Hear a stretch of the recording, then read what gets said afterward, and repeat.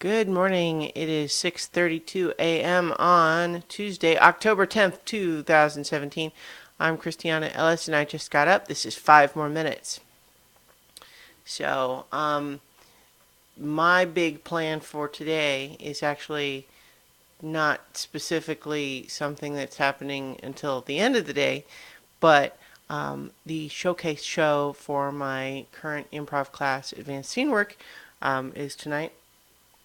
And as is the general pattern with those, I do get. I guess I wouldn't call it stage fright per se, but anxiety about something that I care about. Something that I want to go well, which can kind of express itself in my brain as like tiredness or like I don't really want to, that sort of thing. But I've learned through years of experience with my brain that it's all kind of a trick. And that if I just go do it, it'll be fine, it'll be great, and so on. So, going to go do that, but I am right now kind of in the middle of that expected but irrational response that's going on in my head. So yesterday, another thing that happened is that I made a tweet about the nonsense related to that McDonald's Szechuan sauce that was made a joke in the Rick and Morty cartoon and then ballooned into a whole thing where basically, like, if you don't watch the show, the joke in Rick and Morty is that you have this character who is like ultra genius to the point of being godlike almost, and he can pretty much do anything with science, but he's also kind of not just kind of an asshole, he's very much an asshole.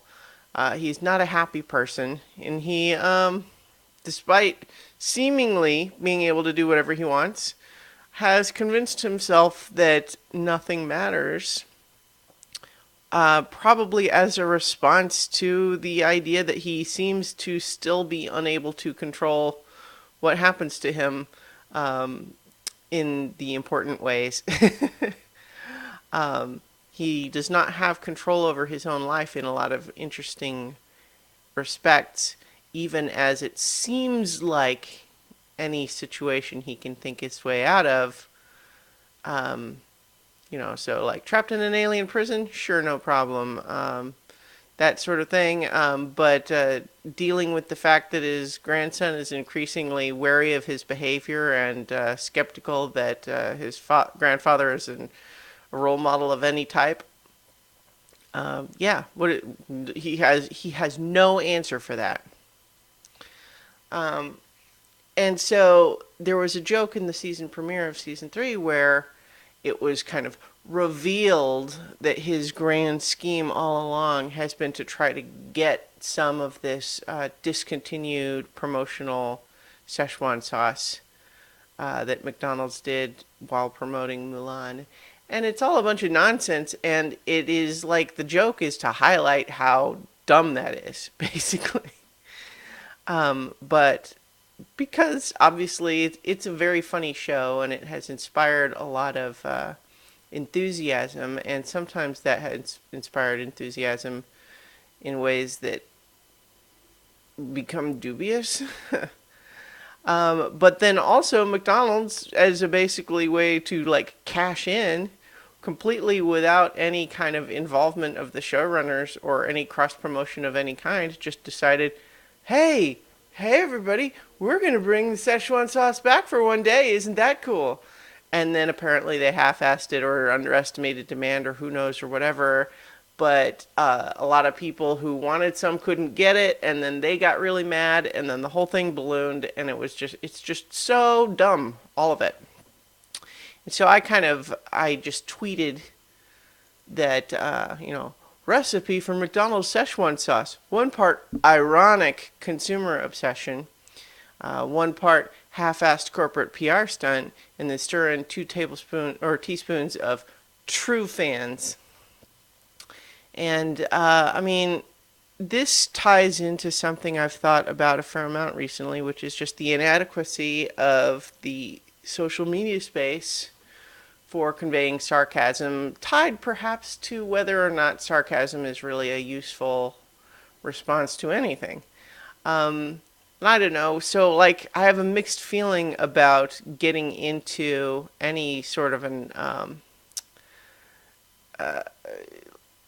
I don't know, like I've been trying to reduce my use of sarcasm partly just because I don't think it's helpful in any way. And also, it's very easy for it to be misinterpreted on in the online space. But in any event, there was a Twitter moment that someone or other saw my tweet, I guess, and thought it needed to go into a fans are making their own Szechuan sauce moment, where it's a bunch of other tweets that talk about how people are saying, if you want to taste what the sauce tastes like, you can just make your own. It includes these ingredients, and then you're done.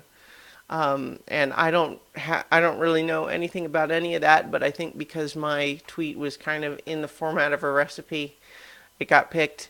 And so now, as I record this, my tweet. Oh, that's the wrong one.